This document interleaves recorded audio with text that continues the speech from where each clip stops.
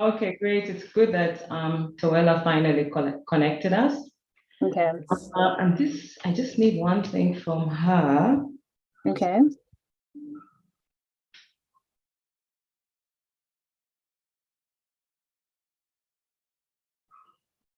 But otherwise, your lighting is fine. You sound good. Okay. Am I loud and clear as well? Yes, you are. I can hear you very clearly. Oh, okay. All right. Great to meet you today in face, like seeing your face. Yeah. Nice to meet you Hi, as well. Gertrude. Hi, Shupe. Hi. Hi. Hi. Hi. I'm good. I can't stay long. So, Shupe, don't forget to record. Okay, I will record, but what I need from you are the slides, the first two slides. Oh, I sent them to you. You sent them? Yeah, Hang it on. did not come through. My God. No, I haven't seen it. From which email address? Shupe, I sent it at shupe55@gmail. Is that the correct email? Yes, let me check in my spam. Oh, I went to my spam. Oh, okay. All right. Yeah, no, I sent it.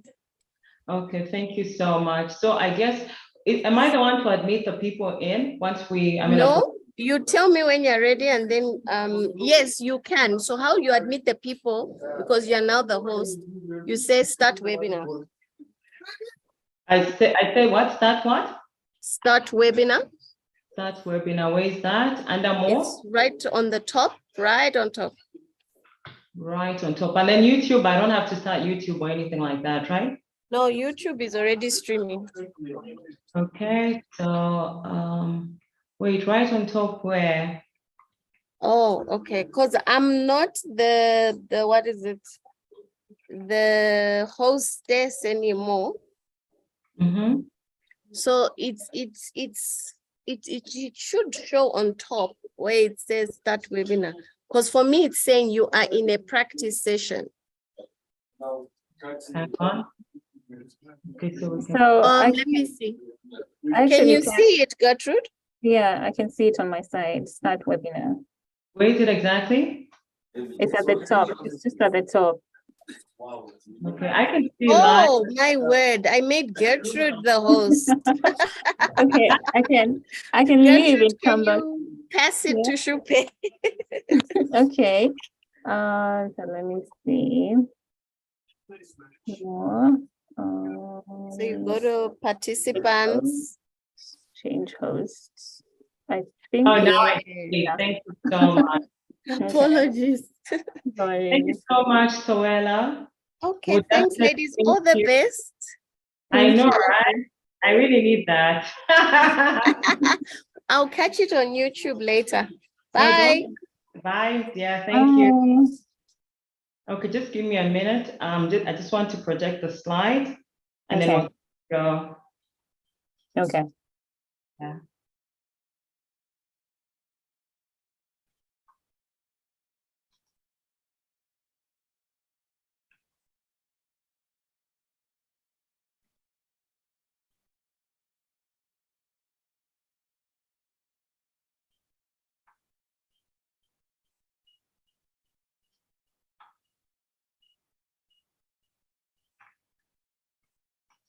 We are 6 minutes into the course. Very cautious of the fact that you're working from somewhere where you need. How much time do you have? Sorry, I do have 1 hour. It just ends at it's 8 p.m. not 7 p.m. for you. Okay, all right. So we have top of the hour, right? Yeah, I do have the buffer, the 10 minutes buffer though. Yeah, so I think that's okay. Okay. Hang on, I was just trying to download this, but it's asking me to repair. Hang on, let's try this again. Oh, Jesus. This is why we connect 15 minutes early. Yeah. Okay, hang on. Let me do this. Let me make a quick change here.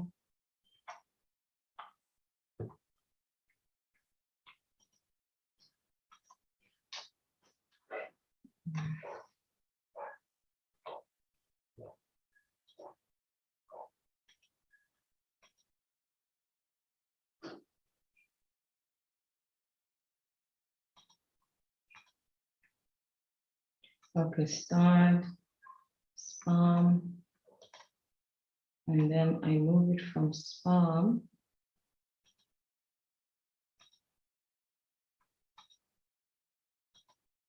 Okay.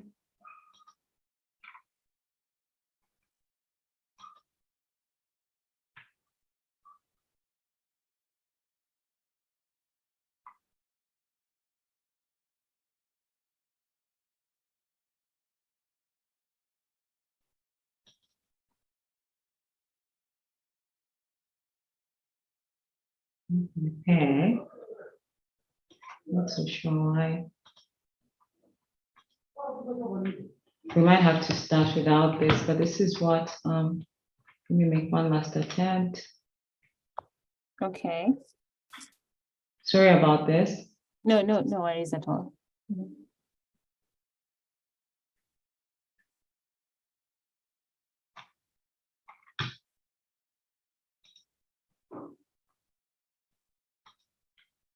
Okay, where are you?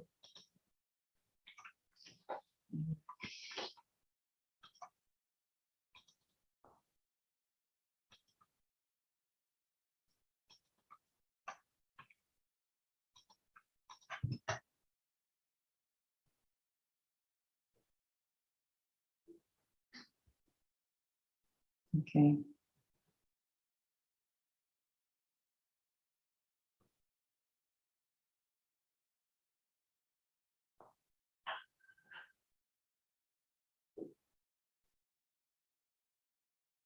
Okay.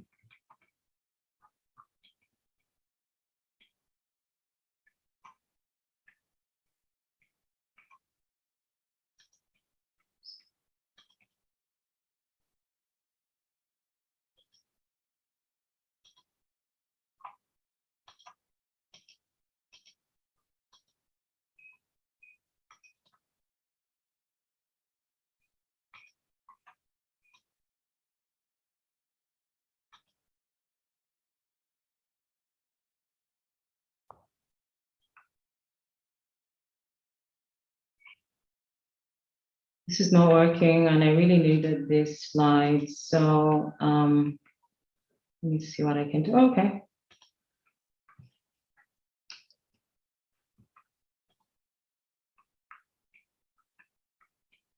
Was it for the presentation that you mentioned?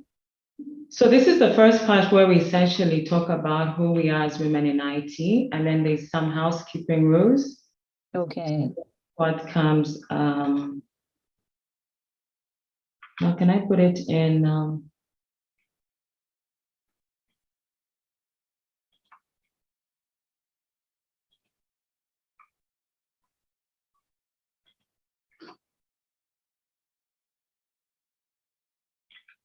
I'm just cutting the two slides and putting them in a blank.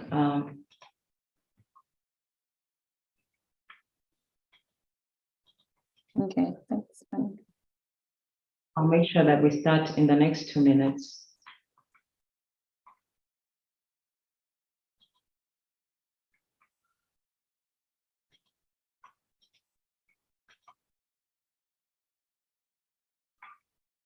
Okay.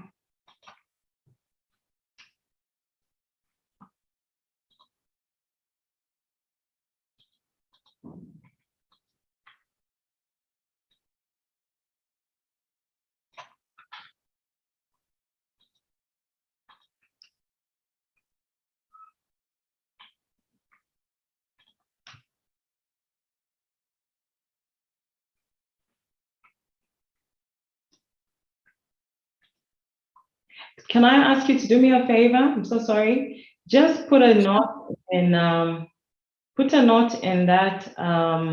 in the chat.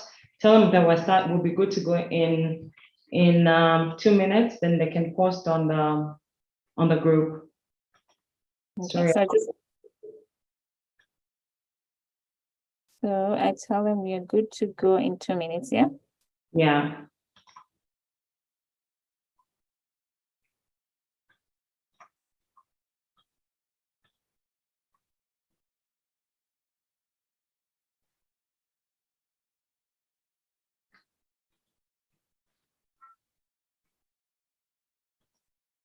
Done.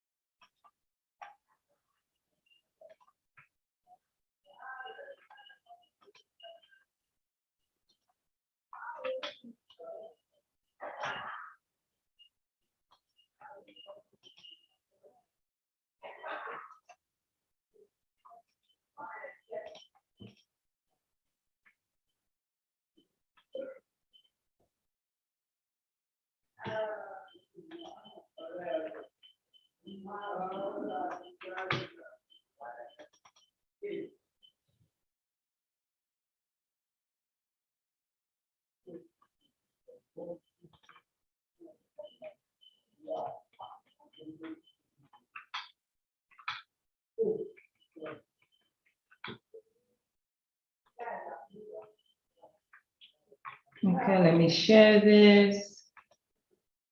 Tell me if you can see it. Okay.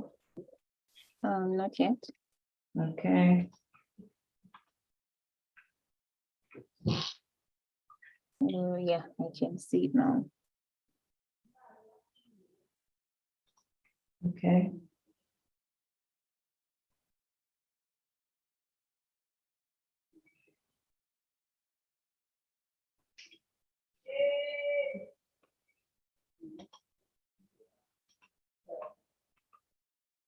Just a minute, I'm just moving something. Okay.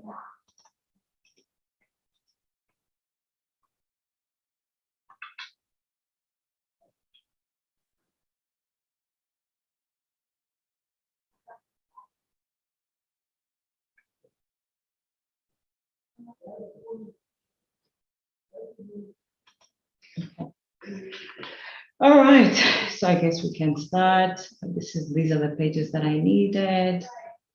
Okay, so I will start the webinar. Okay. Okay.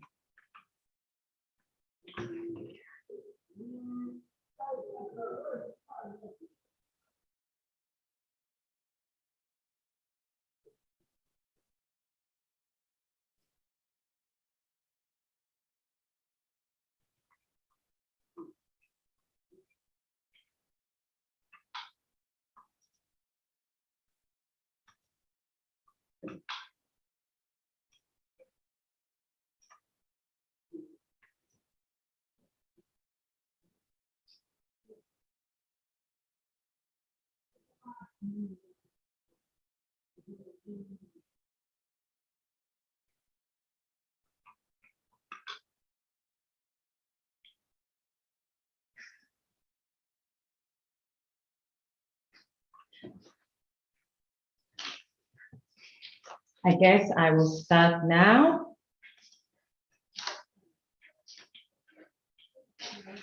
Good evening, everybody. Welcome to this month's edition of my Tech Journey webinar that is powered by Women in Technology Network. I am honored to be your host today, and my name is Shupekile Mwanza. Before we get to meet the amazing speaker that we have today, who's joining us from Kenya, I'd like to share a little bit about who Women in Technology Network are, especially for those that are connecting for the first time. So basically, Women in Technology Network is a nonprofit association that is based in Zambia. And our goal, the vision of the network is really to narrow the gap in the tech space. And we have many activities and many things that we have planned that in terms of bridging the gap in this space. And one of the things that we obviously do is we host these webinars every month. So today's edition is actually the 5th one. And my tech webinar series is really created for people to learn engage from various women in the industry. So,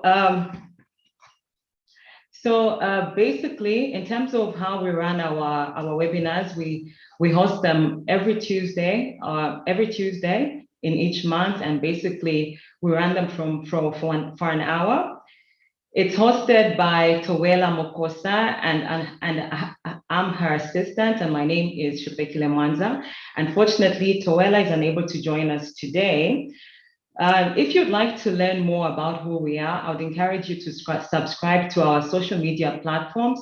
We have a LinkedIn page as well as a social media page. During the session, I would encourage you to type in your questions. We will have a question and answer section towards just halfway through the session. So before I introduce you to the speaker, I would like to welcome you once again to today's session. So our speaker is joining us live from Kenya, and her name is Gertrude. She's basically a senior front-end engineer with over 6 years of experience at a production level, and she's worked for companies including BBC, Andela, and other US and UK-based companies. She has extensive experience in building inclusive and accessible user interfaces to ensure an intuitive experience for a wide range of users. She also founded a company called Accessibility Africa, which we will learn about, and the focus is really on web accessibility. Without further ado, I'd like to welcome Gertrude. Welcome, Gertrude, you're welcome to today's webinar. Thank you. Thank you so much, Shupe. Thank you for having me, and I'm very excited to meet the community and to share about my journey. Okay, as a starting point, we'd like to learn more about who you are, how you got into the tech space. So if you could just share, who is Gertrude and what inspired you to get into the tech space? Thank you. So like you've said, I am a senior front-end engineer or / JavaScript engineer. So my work is mostly focused on the front end. I have over 6 years of experience, and my day-to-day activities usually involves writing code, of course, doing software architecture with different teams and also leading teams. Most of my experience has been working with distributed teams. So that means I've been working remotely with teams across the world. So that also teaches you a lot about communication and like the diversity of different cultures. I have been doing this for over 6 years, and it has been a journey of ups and downs. I wrote my first line of code actually in my very first year in university. That was in 2012. And it was in C, programming language. And the very first function or program that I ever wrote was a function that would add 2 numbers. And I remember getting very, very excited and, thinking about different possibilities when I was testing out this function. So I would put in 2 different numbers, and it would give me the correct answer. And I would be like, wow, if I become an expert at this, there is so much impact I can make. There is, so much value I could add in different areas. And that was when I started really, really thinking about, I already had an interest in tech and I already had an interest in programming. But when it came to now me experiencing it on that level where I had already written my function, it was working, that's when I was like, you know what, I want to be here. And that's how it began. It began for me. Although before that, in my childhood, I was introduced to technology at quite an early age. So my sister and I, when we were younger, this was in the late 90s, we got gifted a video gaming console. So we would game a lot, and it was quite intriguing for me, like just how the games worked and how they were built. And the challenges, it's challenge after challenge. And, when you finish one challenge, you move on to the next one. And I found that to be quite interesting. My parents also had a computer. And as we were growing, and this is in high school now, they would buy us material to help us learn. And to me, this was also very interesting because it gave me a new perspective of how to view, in this particular context, teaching, because we are used to like the traditional model of the teacher standing at the front and teaching you, but with these resources and this material that my dad bought for us, it was more interactive and it was in a gaming-like kind of structure. And I was like, okay, so I can actually learn in a different way other than a teacher just standing in front of me. And so having these experiences really intrigued me and really made me interested in getting into tech. And so as I was selecting my university courses, I wanted to be in a field that would get me to a place where I'd be able to like write my own programs. But I was still shaky about it until when I actually wrote my very first function that would add 2 numbers, and that's when I was sure I want to be here. And yeah, that's how I started. Oh, awesome. So can you tell us about your first, your first tech job in and what that experience was like and how that helped you transition into the web accessibility? Okay, so I did, I will start maybe immediately I finished school. I was trying to get some web development opportunities like software engineering. I wanted to code, but it was quite difficult at the time. The opportunities that I would get would just be like IT support. So this would basically be maybe you help people print what they want to print, maybe you help them restart their machines, something is not working. And it was very heavily hardware focused. And in as much as it was good in terms of like honing your problem solving skills, but you'd have to really think about where the problem is to help the person. I knew I wanted to code. And when I had just gotten my very first internship, that's when Andela appeared into the scene, when I was still actively looking. And so I got into Andela. So they had like an intensive bootcamp period where you'd have to build a couple of projects, and the vetting was quite rigorous, but I was able to make it. And then there was a period where we would do, it was an immersive program. It was kind of like, I think it went for 6 months, where we would work together with other participants who also joined, and it would kind of mimic the like the real world environment. And so they were just teaching us the skills and how to be able to adapt quickly. So my very first role, my very first ever role in a production environment was, I was a junior JavaScript engineer, and this company was based in New York and in Washington, DC. And I was working remotely from the Andela office in Nairobi. And it was quite challenging. It was scary at first because I never imagined myself working with people across the world and in a remote setting. To say the least, I didn't think about that at all. So it was and it was like very diverse. So all of us were coming from different regions in the world, and that was quite fascinating for me. And like the way we would set up a meeting at a particular time and we'd get together to discuss things, that was quite interesting for me. It was challenging as well because I was alone in this side. Well, not technically, but I was the only member in the team who was in Nairobi. I did have other team members, and I did have a support system in terms of like people who would help me technically, but I did feel quite alone with the team. And that was a big challenge for me, but eventually with enough communication, and I also got the opportunity to travel and meet them, it helped with that. But yeah, it was quite challenging. I would say my very first role, I was quite scared half the time. I was scared to ask questions. I didn't know if I was doing the right thing. I had a lot of imposter syndrome, but through enough support, I was able to make it and grow. So working in a remote role, and these days some people are pursuing jobs where they can work remotely. How was it for you to get a job? I do understand the challenges where you felt lonely. How did you manage the difference also in terms of time zone you're in the Africa time zone and you're working for people who are in the America time zone. How are you able to engage with your team and effectively deliver? Yeah. So yeah, it is a challenge, definitely, the time zone, and some remote openings usually actually strictly say we want people in this particular time zone, because it can get very challenging.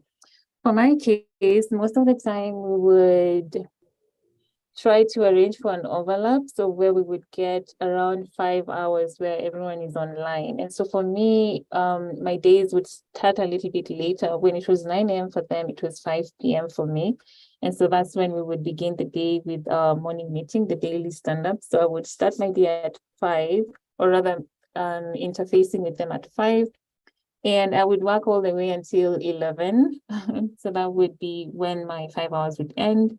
And then I would head home at the time, and but then my days would start later on, so I could have my mornings to myself, which I really used to enjoy. I didn't have to wake up really early, and I would start I would start getting ready at midday, and then I would get to the office at around 3.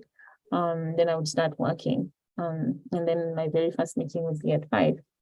That was the one in the US. The UK one, the time difference wasn't much. This is the BBC, so I would start my day at 12.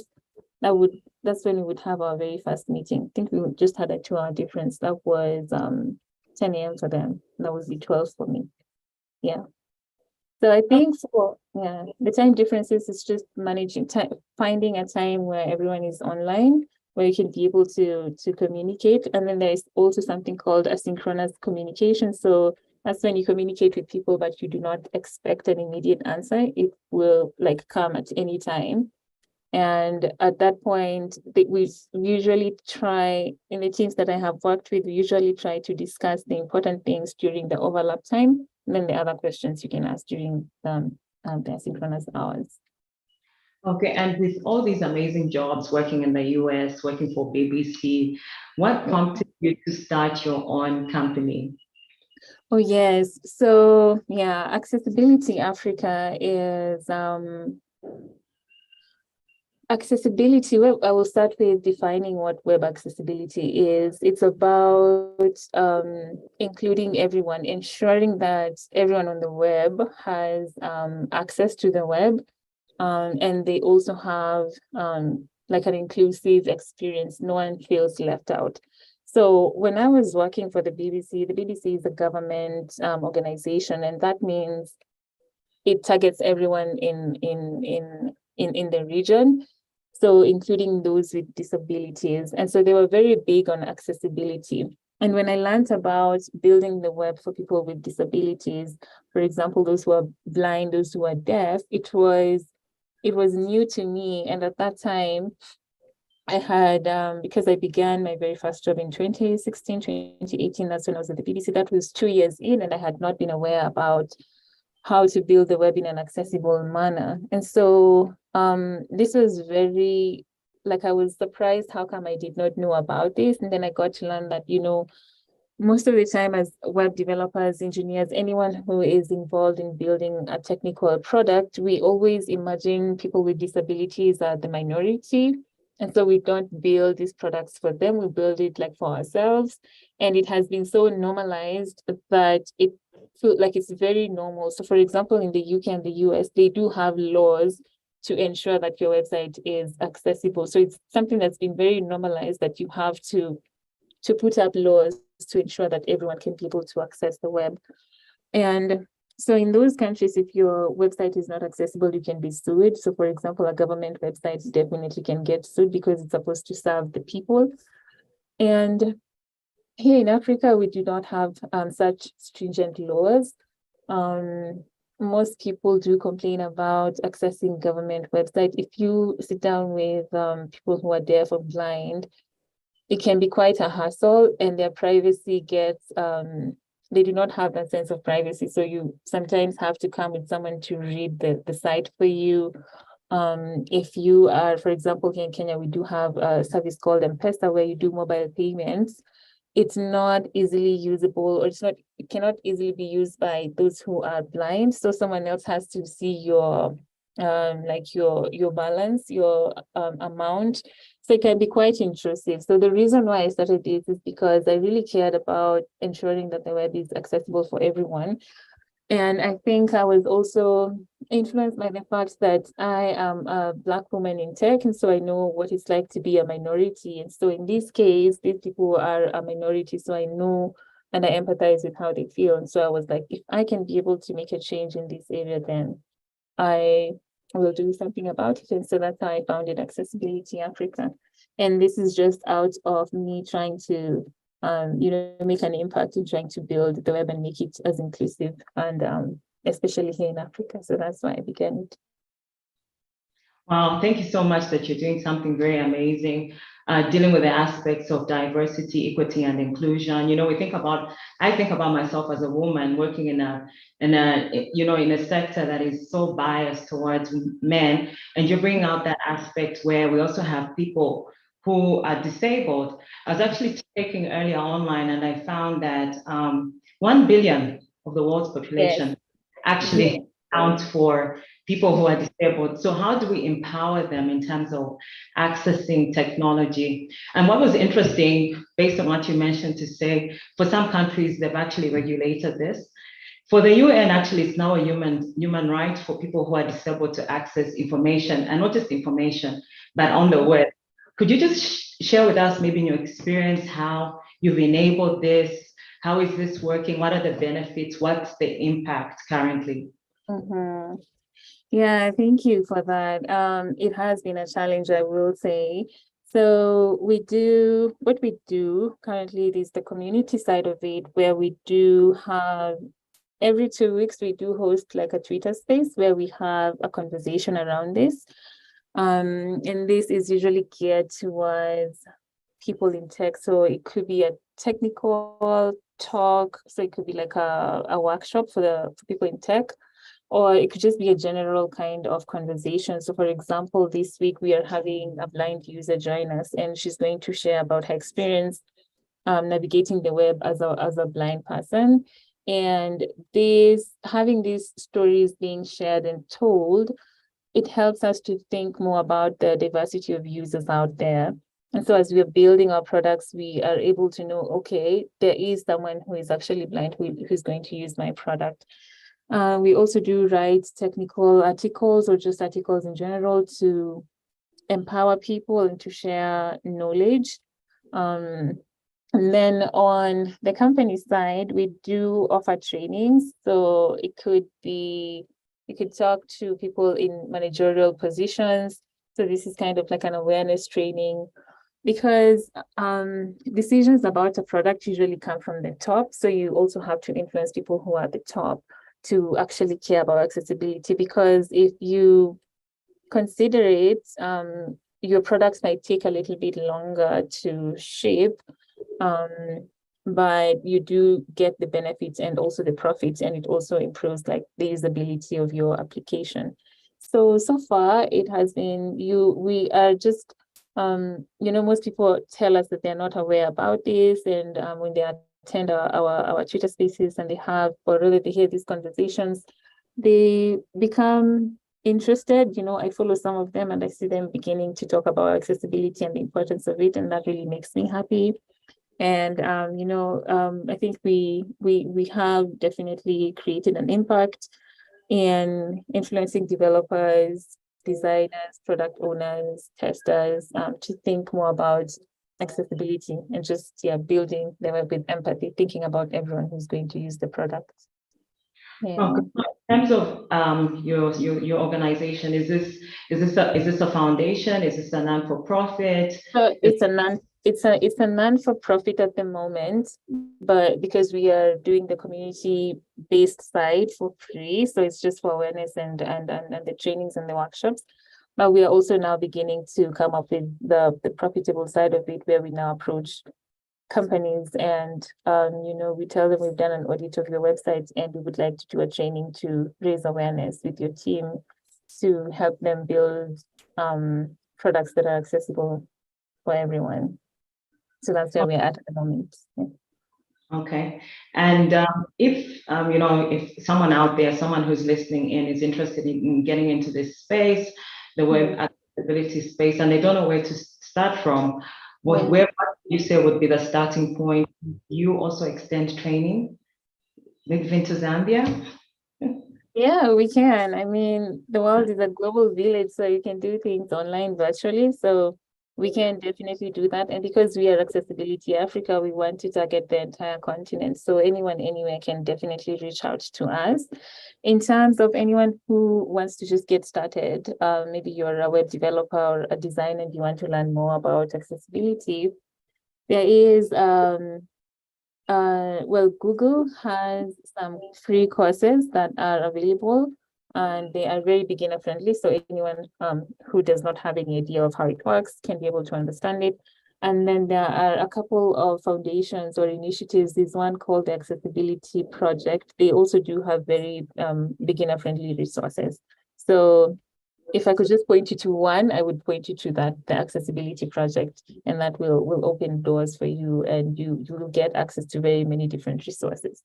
And So the Accessibility Project, where's that found? Where can I access it? Is it something that you could share with us as well? Yeah, I can actually put it in the chat right now. Yeah, okay. Sorry. Thank you so much. We'll be taking some questions very, very, very shortly from the audience. But one thing also that I noticed is that for the 1 billion, when I was researching a little bit online, because I'm only learning about web accessibility only just now, based on that we have this month. So it's been very insightful.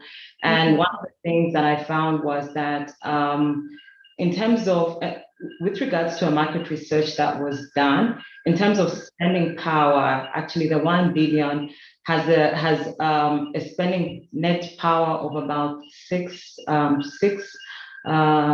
trillion, they said, Yeah. So I think even for businesses, this is really an opportunity for them where, you incorporate web accessibility for the disabled, you kind of like extend your market reach.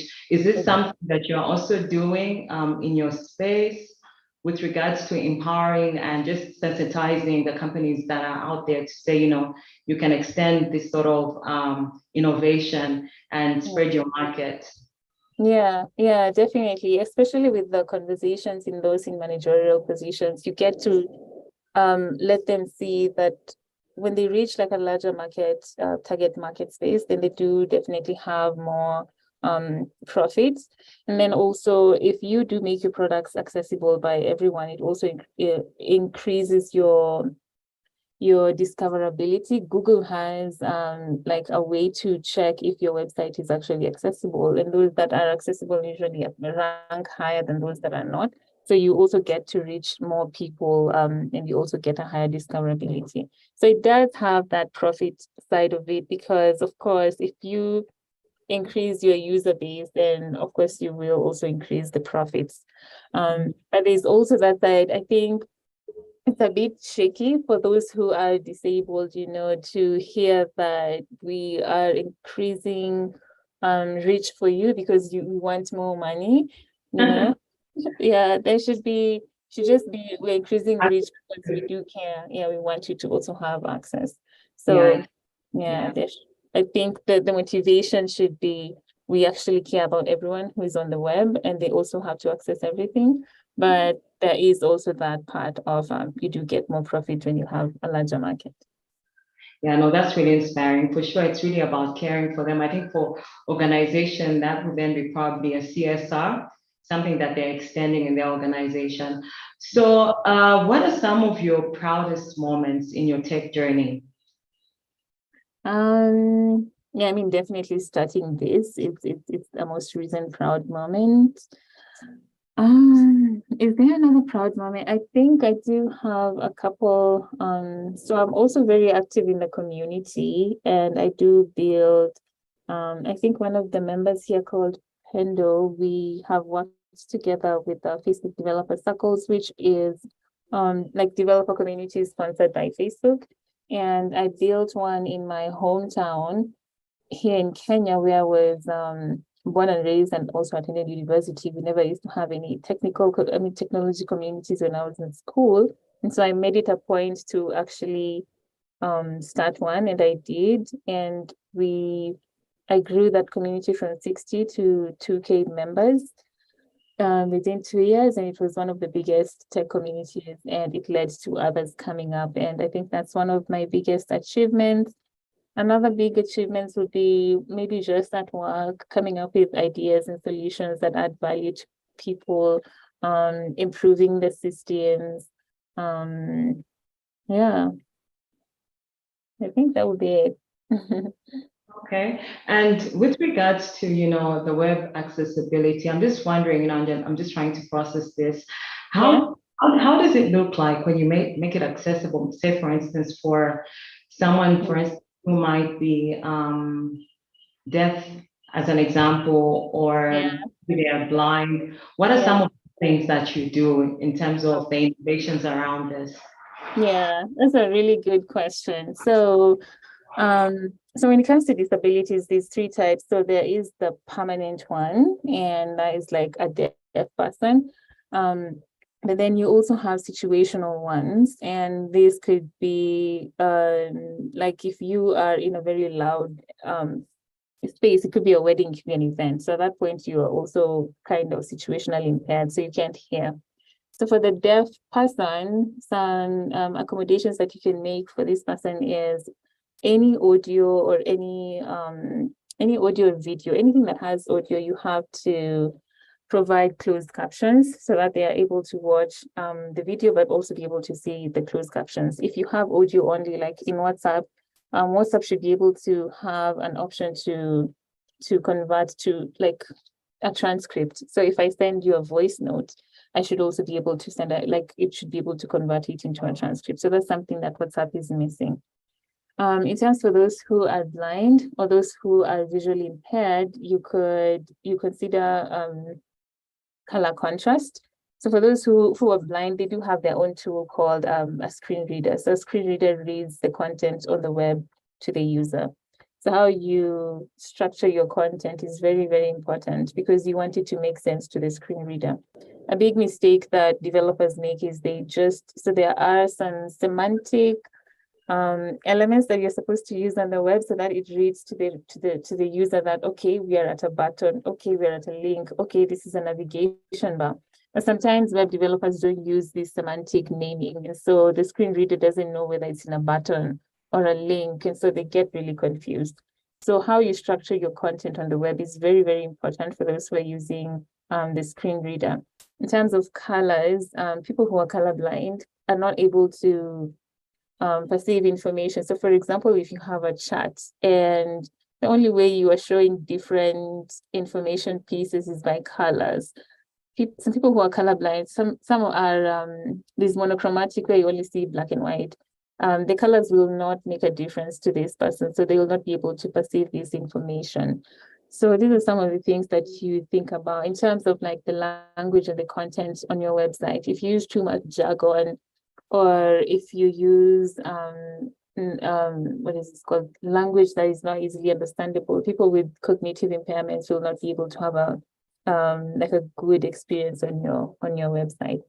In terms of things like images, those who are blind will not be able to see your image, so you're supposed to provide a description of that image. So if it's very important for this person to know what's in the image, it's very important to provide that description. So there is a checklist. There is a group called the WCAG. So there are WCAG checklists that give you a whole list of things that you're supposed to ensure that your website meets to be able to meet a wide range of users.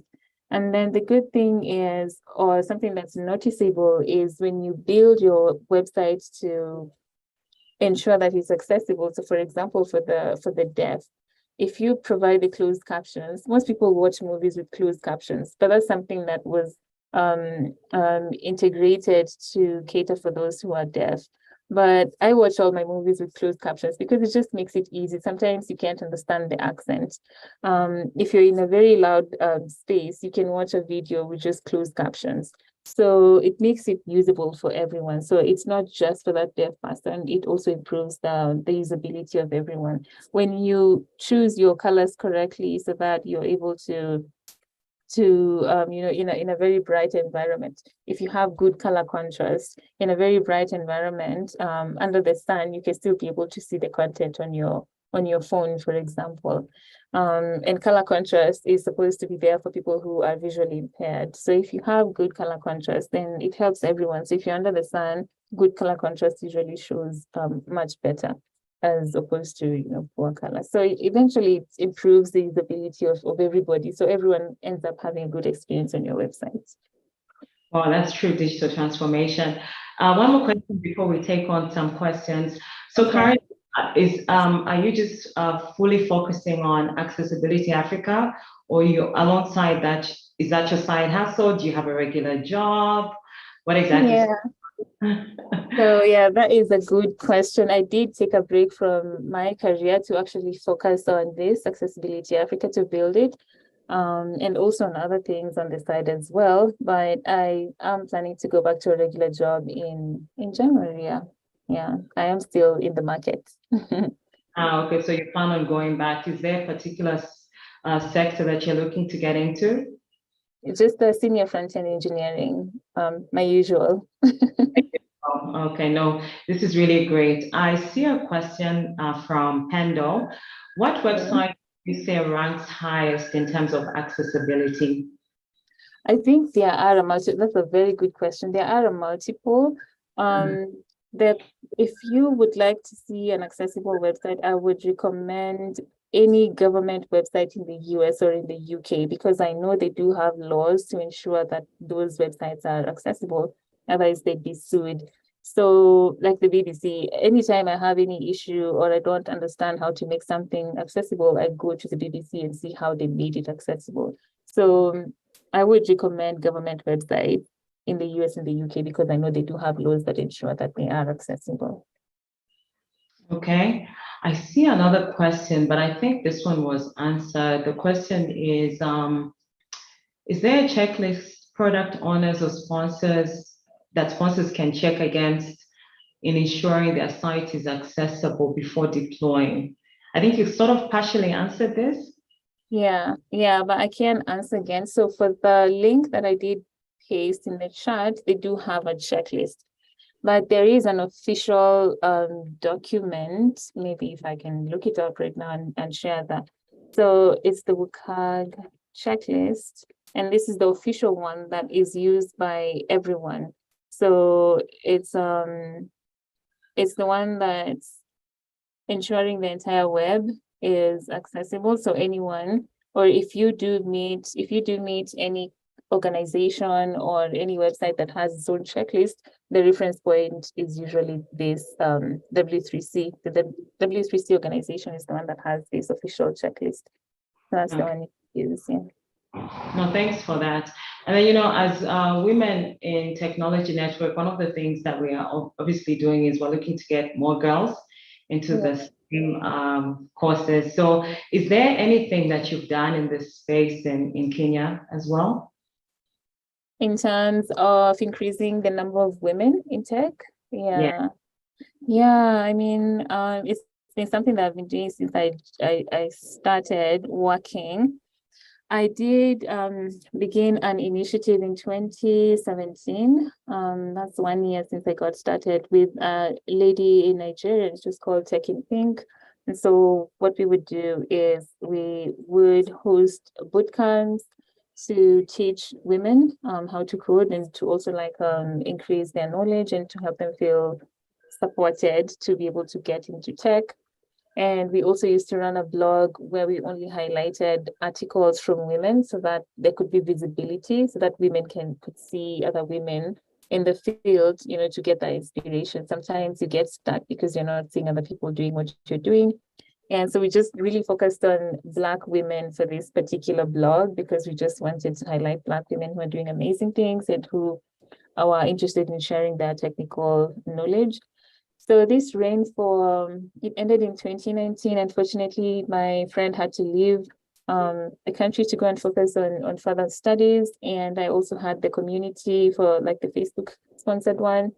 And we didn't continue with that. But I have had moments where I would mentor young women. So currently I'm also running a 6-month mentorship period for women across Africa. I have Kenya, Nigeria, and South Africa. So there are eight ladies, and I'm mentoring them in software engineering, but with a focus on the front end.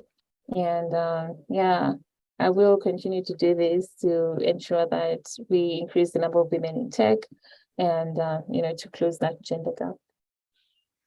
You're doing so many things. Thank you.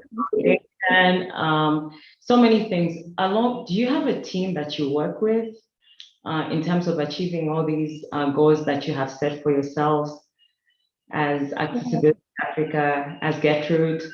Yeah, yeah, you make me feel like I'm overworking.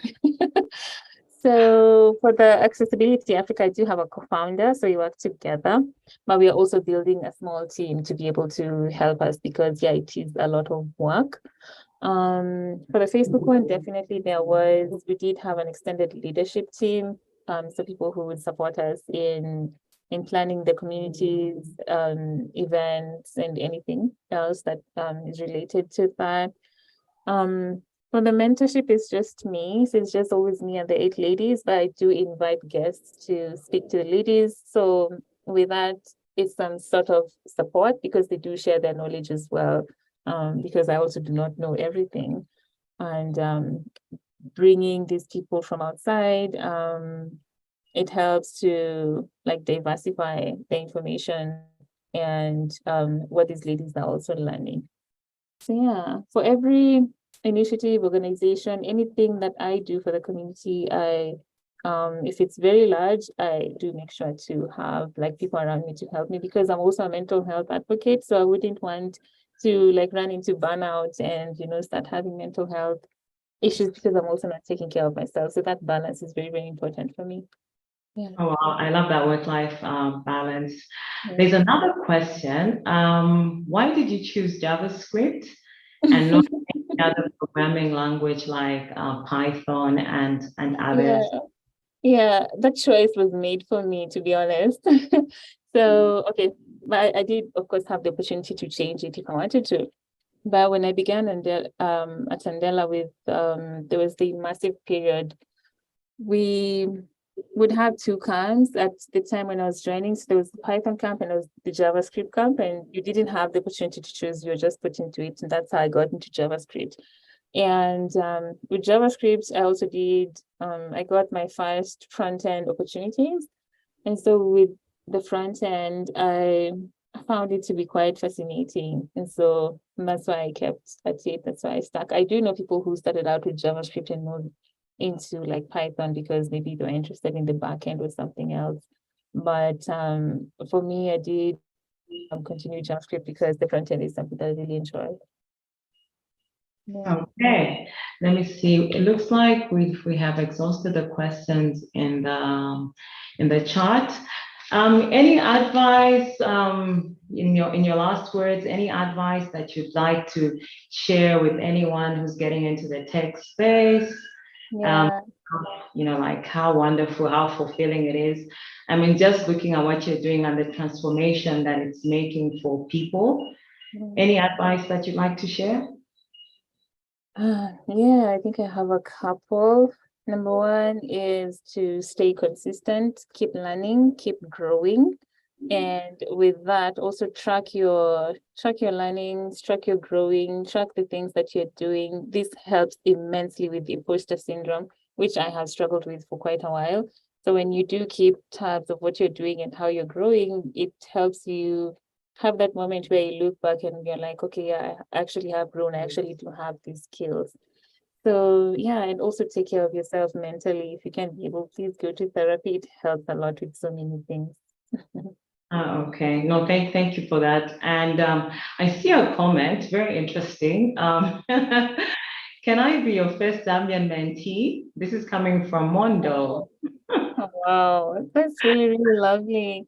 Please send me a DM here at On Twitter. Yeah. Yeah, you can- so you shared your, is that your Twitter account name? yeah, that is my Twitter. You can send me a DM. Yeah. Okay, I hope you've seen that, Mondo. You have yourself a mentor. It's Or great. if she's not comfortable with that, she can reach out to me on email as well. Okay. No, thank you so much. You're too kind, Gertrude. Doing all those things and still extending, yourself in terms of stretching yourself a little bit more to Zambia. We welcome you, and really looking forward to having the masterclass that we talked about. I would encourage the audience that look out for this on our social media pages, on LinkedIn, on Facebook. There's more to come, and I really just want to thank you. You're joining us from Kenya, and I know that the time zone is an hour ahead from us. But then I said, look, you worked for a US company, so this was this was really, really a small stretch. But really, thank you for really educating us in terms of what web accessibility is and the importance of it. Just having that inclusiveness of people that are in the minority that we don't think about. This is a good challenge to us. Who knows, we might take it on. Thank you so much for just taking the time and just for educating us in this space. So really, thank you. I'd also like to just, do you have a LinkedIn page that people maybe also can, follow you on? You could share that in the chat. Yeah. And I would also like, as we come to the end, I'd like to just thank a few people and groups of people. I'd like to thank Bitech Africa for the Zoom platform. They enabled this. I just love technology, the fact that you can connect with very different people from different parts of the world. So thank you so much to Bitech Africa for making this possible for us as Women in Technology Network. I'd also like to thank an amazing team that we have, the Women in Tech Network. That's the marketing team for the amazing graphics design. And last but not least, I want to a special shout out and thanks to the Women in Technology Network members for your endless support. This wouldn't have happened without you. So thank you so much to all of you. So have a pleasant evening and good night. Till the next one, look out for details. We have the last one for the year. I'm looking forward to it in December. So please be on the lookout on our social media pages. Have a pleasant evening. Thank you. Bye. Thank you.